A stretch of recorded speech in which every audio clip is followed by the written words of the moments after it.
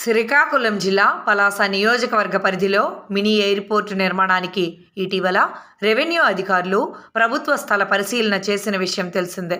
వజ్రపు కొత్తూరు, మందస మండలాల పరిధిలో సుమారు 1383 ఎకరాల ప్రభుత్వ భూమిని అధికారులు గుర్తించారు.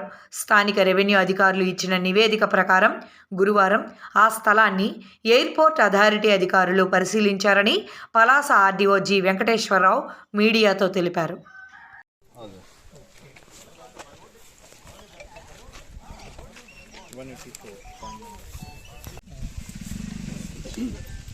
Don't allow water under the port area.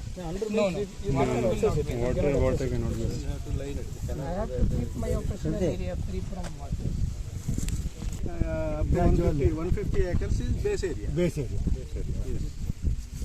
So your maximum 10% are top.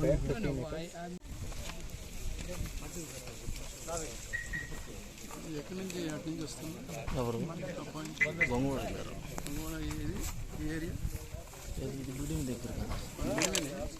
ఇది చిన్నగా పొలాల మీద కింద వస్తుంది.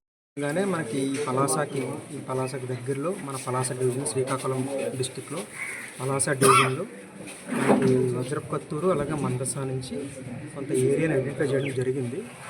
దాని పరంగానే మనకి ఏదైతే ఫిజిబిలిటీ ఉందో ఏంటనేది చెక్ చేయడానికి సెంట్రల్ నుంచి ఎయిర్పోర్ట్ అఫీషియల్స్ రావడం జరిగింది. వాళ్ళు మొత్తం చూశారు.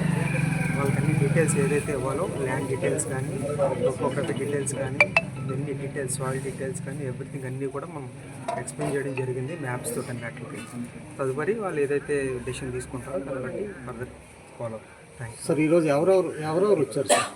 అధికారులు ఎవరెవరు వచ్చారు? ఎయిర్పోర్ట్ అఫీషియల్స్ వచ్చారు. అలాగే మన ఇక్కడ డిస్ట్రిక్ట్ అడ్మినిస్ట్రేషన్ నుంచి నేను ఆర్డీఓని, అదేవిధంగా ఆల్ తహసీల్దార్స్, మండల్ సర్వేయర్స్, వేరే డిపార్ట్మెంట్స్ నుంచి డీడీ గ్రౌండ్ వాటర్ కానీ, అలాగే మెట్రాలజీ కానీ, అదేవిధంగా మైన్స్ కానీ, అదేవిధంగా ఆల్ కన్సర్న్ డిపార్ట్మెంట్స్ అందరూ కూడా రావడం జరిగింది స్టడీ చేయడానికి. మొత్తం ఎన్ని ఎకరాలు సార్?